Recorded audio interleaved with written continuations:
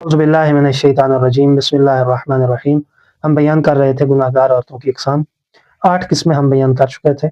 आज हम बयान करेंगे गुनाहगार औरतों की 9वीं किस्म। 9वीं किस्म ऐसी औरतों की है जो अपने बदन को काटने वाली हैं। थोड़ी दूर मैंने कुछ और औरतों को देखा जो आग से दहिकती हुई कैंचियां हाथ में लिए अपने बदन का अगला और पिछला हिस्सा काट रही थी। मैंने किरदार से पूछा, ये औरतें कौन हैं और अपने बदन को क्यों काट रही हैं? किरदार ने कहा, ये औरतें नामहरमों के साथ जाती और अजनबी मर्दों के साथ रफ्त आमद करती रहती थी। ये वो औरतें हैं जिन्हें ज़िनाकारी से कोई डर और ख़तरा नहीं था और हर घड़ी किसी नए मर्द के बस्तर की ज़ीनत बनती थी। ये क़यामत तक इसी दर्दनाक अज़ाब में मुब्तला रहेंगी और क़यामत के दिन जहन्नुम में इन्हें इससे भी सख्त और दर्दनाक अज़ाब दिया जाएगा।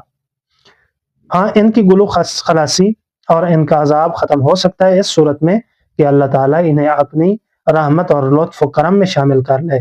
खुदावंद मुताल हमें और हमारी माँ बहनों को इस ज़िना और नामहरम से बचने की तौफ़ीक अता फ़रमाए और हमें बरज़ख, कब्र और महशर के अज़ाब से महफूज़ फ़रमाए।